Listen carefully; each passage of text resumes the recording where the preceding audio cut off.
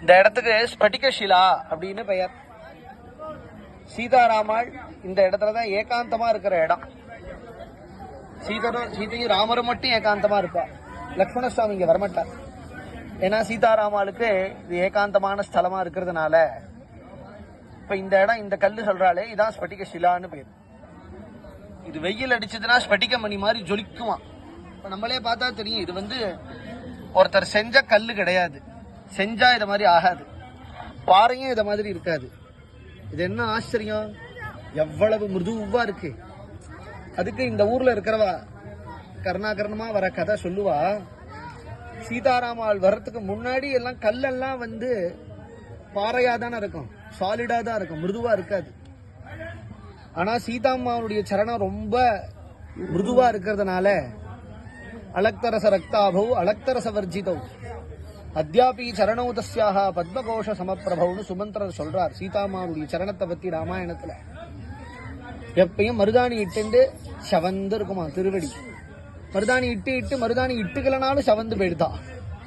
அவ்வளவு குழந்தை தானே சீதாம்மா. இங்க வரும்பொழுது 18 வயசு குழந்தை.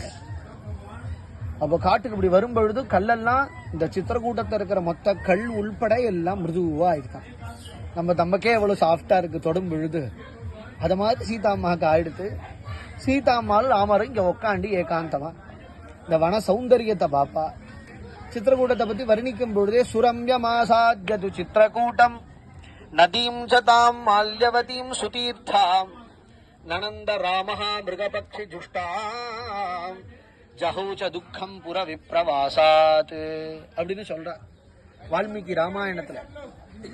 எவ்வளவு கஷ்டம், அப்பாவை பிரிஞ்சு அம்மாவை பிரிஞ்சு தன் பக்த ஜனங்களை பிரிஞ்சு சொந்த ஊரை பிரியறதுங்கிறது எவ்வளவு கஷ்டம். பிரிஞ்சு 5 நாள் ஆறுது ராமர் இங்க வரத்துக்கு. 5வது நாள் தான் சித்திரக்கூட்டத்துக்கு வரார். 5-6 நாள் கழிச்சு இந்த சித்திரக்கூட்டத்துக்கு வந்தது. சித்திரக்கூட்டமே ராமருக்கு சுகத்தை கொடுத்தது அப்படின்னு சொல்றார் வால்மீகி.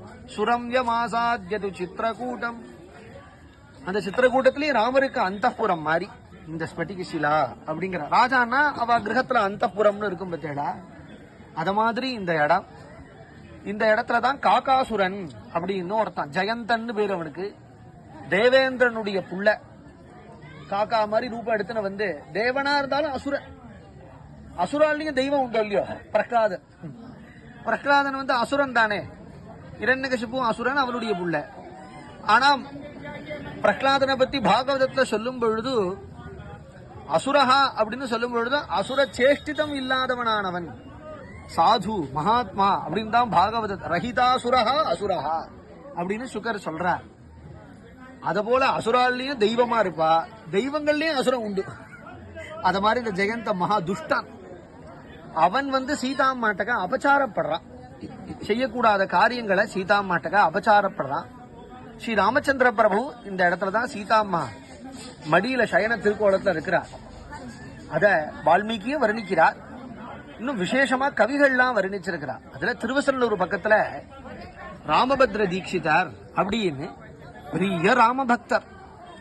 அவர் சொல்றார், மாத்யத் கேகினி சித்திரகூட கடகே மந்தாகினி மேதுரே பிரத்யக்ர பிரசவஸ்ய கேசரதரோ பிரச்சாய சீதே தலேயே கௌஷேயாஸ்தரணே விதேக துஹிதுஹு குர்வாணம் அங்கே சிரஹா